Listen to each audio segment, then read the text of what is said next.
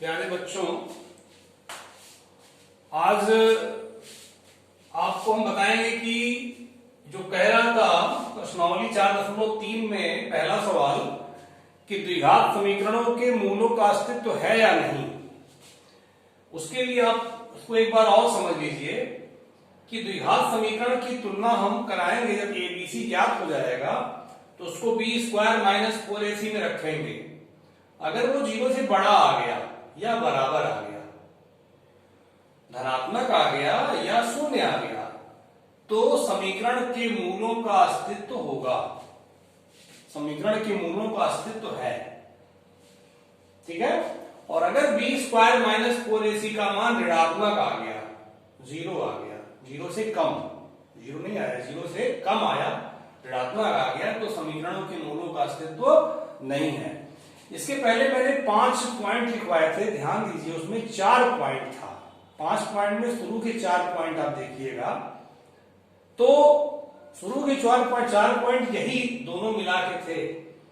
उसमें पहला पॉइंट था यदि बी स्क्वायर माइनस 4ac का मान 0 के बराबर है, उसको खोल के सामने रखिए और उसके बाद ये मेरी बात सुनिए ध्यान से। उसमें पहला पॉइंट था यदि बी स्क्वायर माइनस 4ac का मान 0 के बराबर हो तो समीकरण के मूल समान होंगे, वास्तविक होंगे और परिमेय होंगे।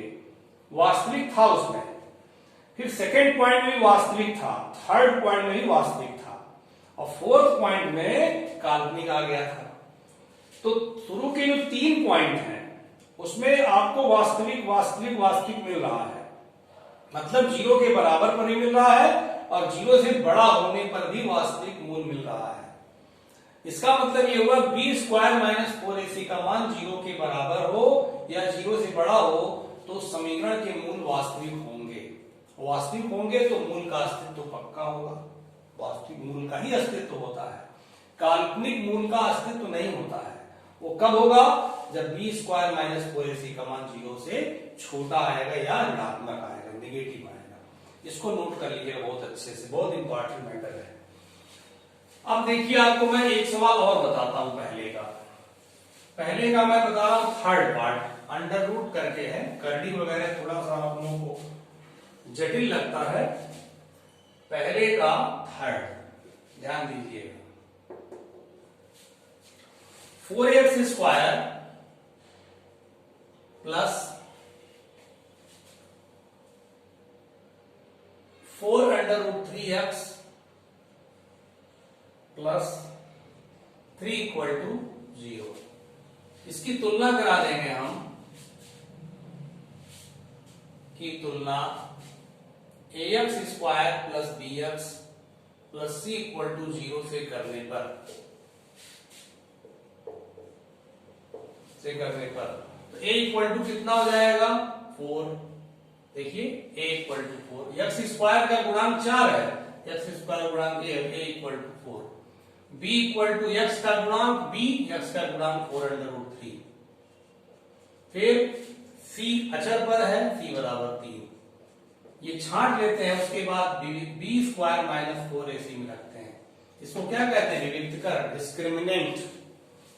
तो इसमें रखिए b का वैल्यू है 4 under root 3, 4a is 4, c is 3।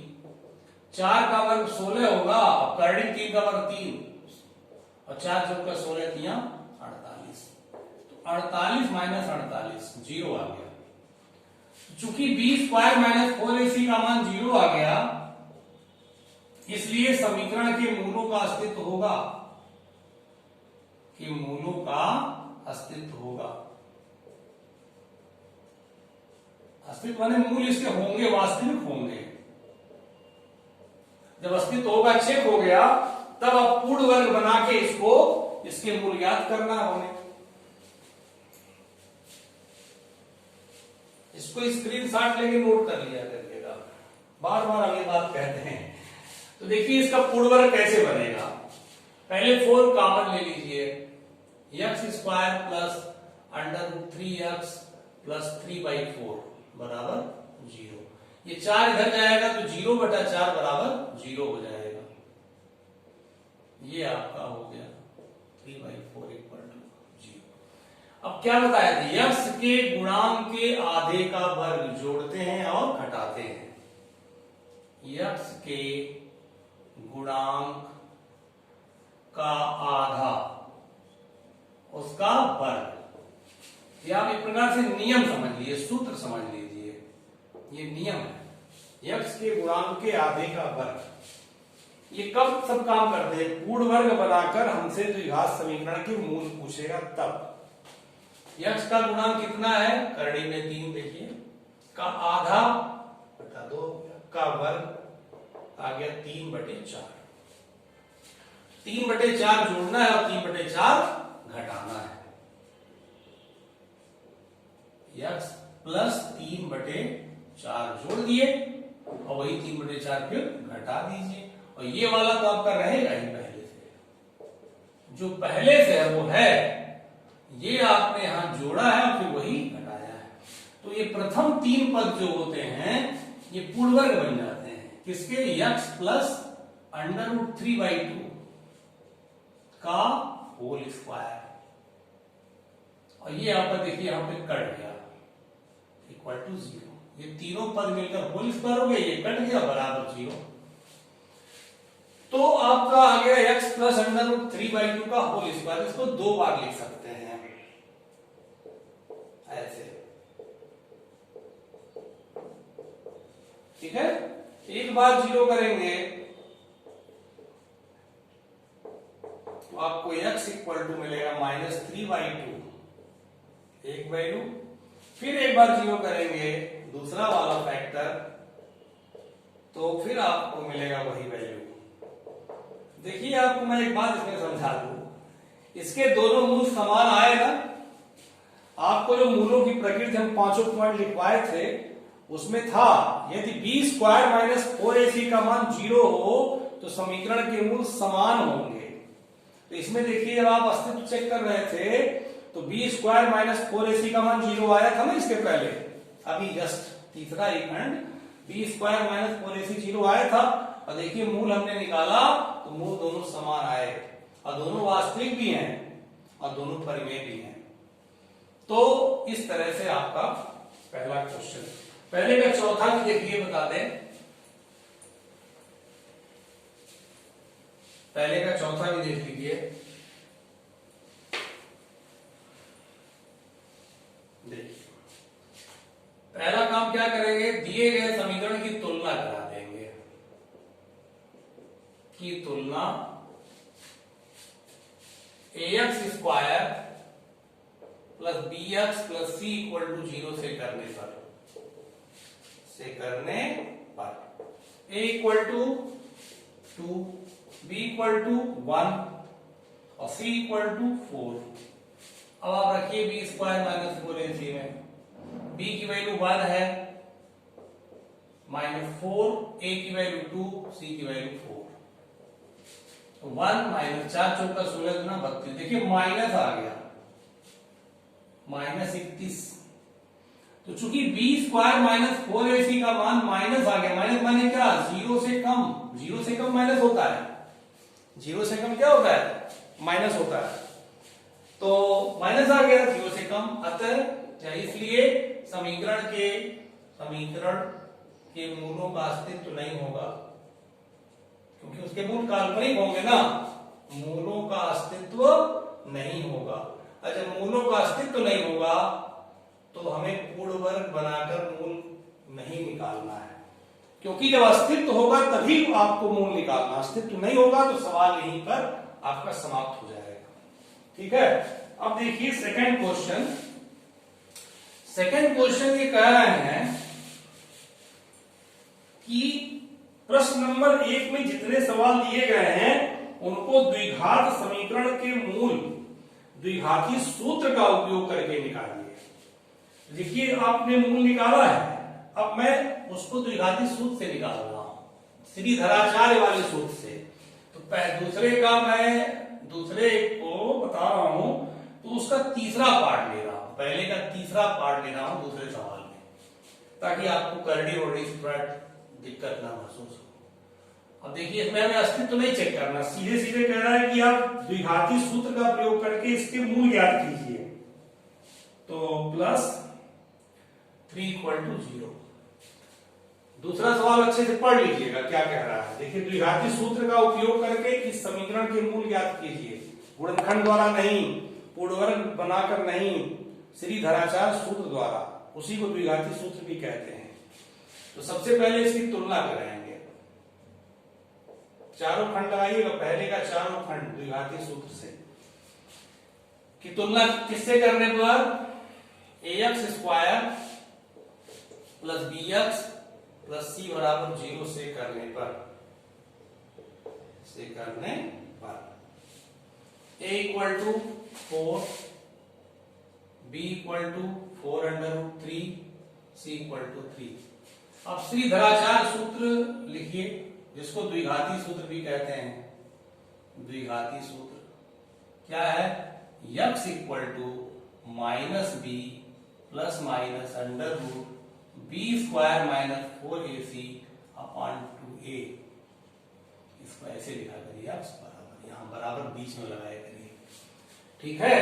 अब हम मान भर रहे हैं, माइनस b की value 4√3 plus minus under root B square मतलब 4√3 का स्क्वायर, देखिए माइनस 4, a की वैल्यू 4, c की वैल्यू 3 अपॉन 2a, a की वैल्यू 4, 2 इंटू 4, ठीक है।